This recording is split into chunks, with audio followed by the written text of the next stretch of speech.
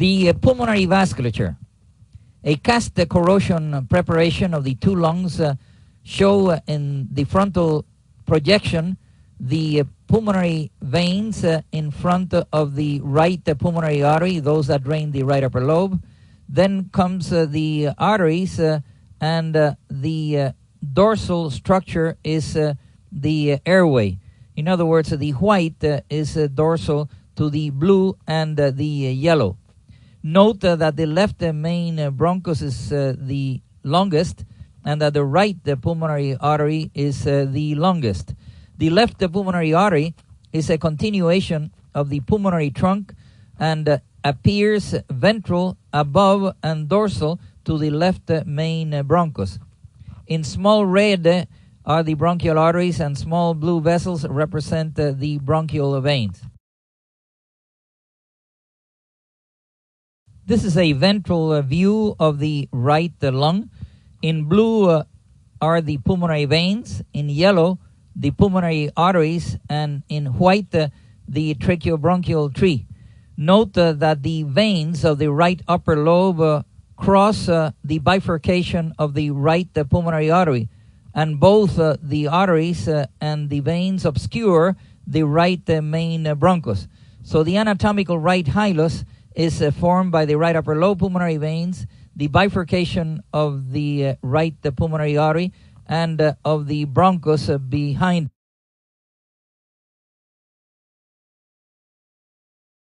This is the ventral aspect of the left lung, showing the left upper lobe and left lower lobe pulmonary veins. Note that the pulmonary trunk has been cut, and it is ventral to the pulmonary veins. But as it is continued with the left pulmonary artery, the latter appears above and branches behind the left upper lobe pulmonary veins.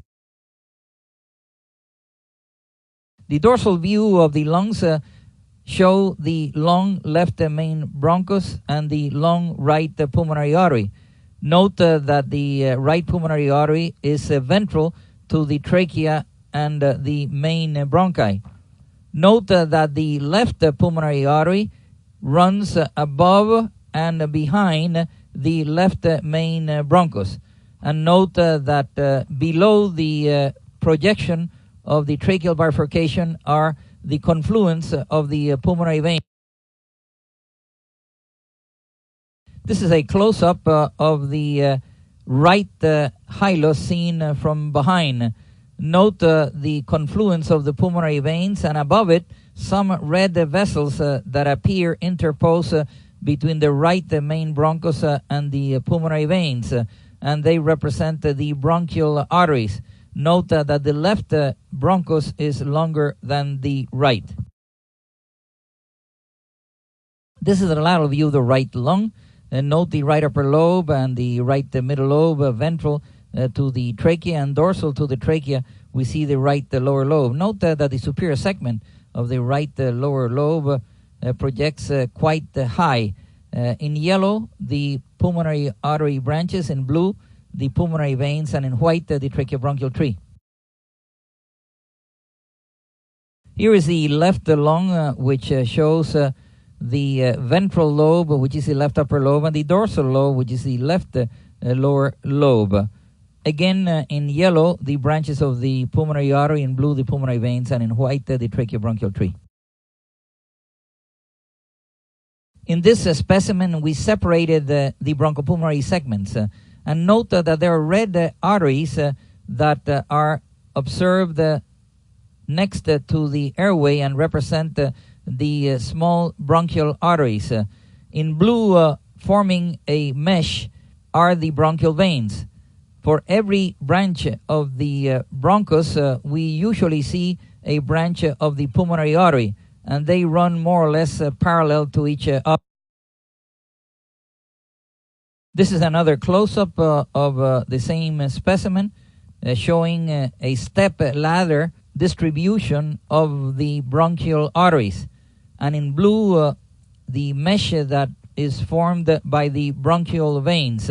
Note again in white the terminal branches of the right lower lobe bronchus, and in yellow, the distal branches of the right lower pulmonary artery.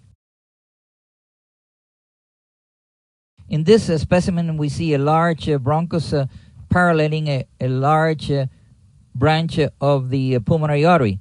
Note that the white bronchus is covered by a mesh of blue vessels that represent the bronchial veins. In this 1 millimeter scale, we can see that the yellow and the white almost go together. However, we note in the bottom the presence of pulmonary veins that do not follow the distribution of the arteries and the bronchi. This is the close-up of the surface of the lung, where we can see the secondary pulmonary lobule separated by a space from adjacent ones, and the white represents the filling of the distal airway.